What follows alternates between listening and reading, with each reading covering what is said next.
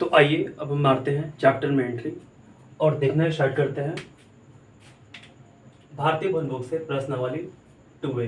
यहाँ पर क्वेश्चन है 3x - 2y + 1 = 0 को संतुष्ट करते हुए रिक्त स्थानों को भरें। पहला क्वेश्चन है जब x = 1 तो y बराबर क्या होगा। दूसरा क्वेश्चन है जब y बराबर 5 तो x बराबर क्या होगा। ठीक है, तो देखिए पहला देखना स्टार्ट करते हैं। यहाँ पर चूंकि 3x - 2y + 1 बराबर 0 तो x का मान 1 रखने पर, तो x का मान 1 रखते हैं तो 3 इंटू यहाँ पर 1 हो जाएगा x के जगह पर -2y + 1 बराबर 0। तो यहाँ पर 3 × 1 = 3 हो जाएगा, -2y + 1 = 0 हो जाएगा, तो 3 1 4 हो जाएगा, -2y बराबर 0। तो 4 = 2y हो जाएगा, 2 2 4 हो जाएगा, तो y बराबर हमारे पास आंसर आया 2। तो दूसरा स्टार्ट करते हैं। यहाँ पर बोला जब y बराबर 5 रखने पर x का मान क्या होगा। तो देखिए समीकरण हमारे पास ये वाला है, तो मैंने यहाँ पर रख दिया 3x - 2y + 1 = 0, तो y बराबर 5 रखने पर 3x - 2 इंटू y बराबर 5 रख देंगे हम लोग यहाँ से। तो देखिए y बराबर यहाँ पर 5 हो जाएगा, +1 बराबर 0, 3x - 5 दूनी का 10 हो जाएगा, +1 बराबर 0 हो गया, तो 3x - 9 बराबर 0, तो 3x बराबर 9, 3 3 9 यानी कि x बराबर 3 आ जाएगा आंसर। तो उम्मीद करते हैं ये क्वेश्चन आपको पहला अच्छे समझ में आ गया होगा।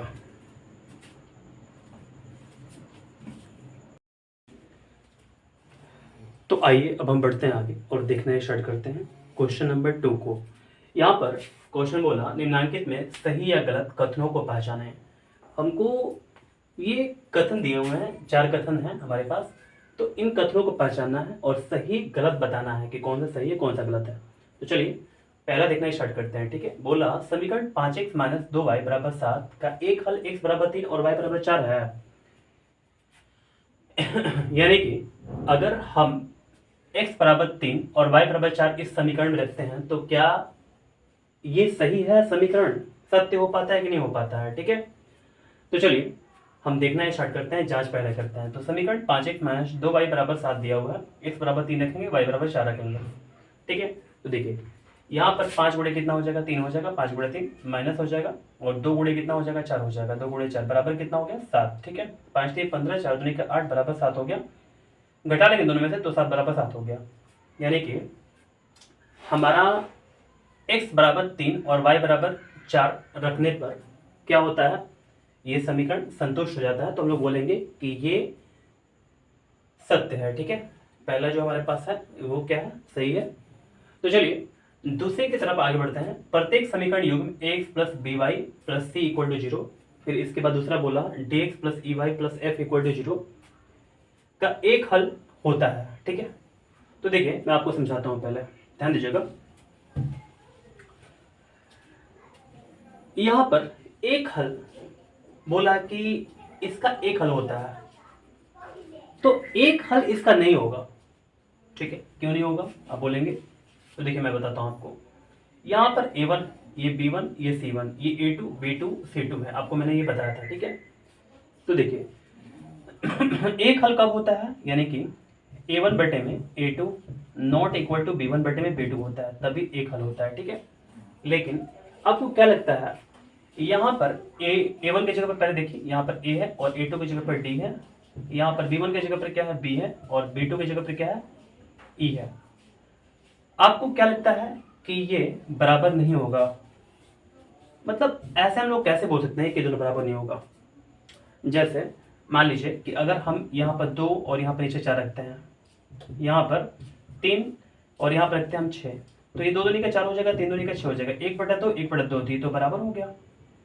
अगर अलग अलग में मान रखते हैं हम, यहाँ पर a की जगह पर 2, d की जगह पर 4 रखते हैं, b की जगह पर 3, e की जगह पर 6 रखते हैं, तो यहाँ पर तो हमारा बराबर हो रहा है, यानी कि 1/2 एक बराबर 1/2 हो रहा है, कट करके आ रहा है। ठीक है, तो आप देख सकते हैं यहाँ पर कि केवल अगर ये रहता हमारे पास, यानी कि ये बराबर अगर नहीं रहता, बराबर अगर नहीं होता तो हमारा एक हल हो सकता था, लेकिन यहाँ पर तो बराबर हो रहा, तो एक हल हमारा नहीं होगा बल्कि और भी हल हो सकते हैं। ठीक है ना, तो इसी के चलते ये हमारा जो कथन है ये गलत हो जाएगा। ठीक है, तो चलिए आगे बढ़ते हैं।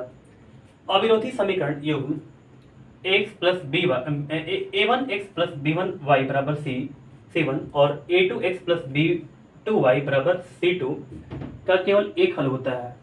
देखिए यहाँ बोला कि क्या केवल इसका एक ही हल होगा।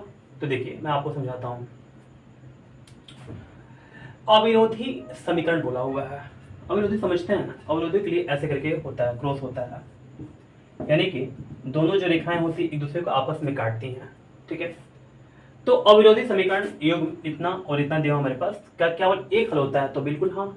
इसका तो सिंपल ऐसे करके बोल देंगे हाँ। ठीक है, यानी कि सत्य हो जाएगा, सही हो जाएगा इसका। ठीक है, इसके बाद आगे बढ़ते हैं। 4 के अतिरिक्त p के सभी मानों के लिए युगपत समीकरण 4x प्लस पी वाई बराबर -8, यहाँ पर 2x प्लस 2y बराबर -2 का अद्वितीय हल होगा। तो देखिए मैं बताता हूँ। जैसे पहले हम लोग जांच करते हैं, देखिएगा ध्यान से। यहाँ पर ये a1 a2 और यहाँ a1 b1 और यहाँ पर c1 हो गया, ये a2 b2 c2 हो गया। ठीक है, आपको पता होगा यहाँ पर बात ये वाला।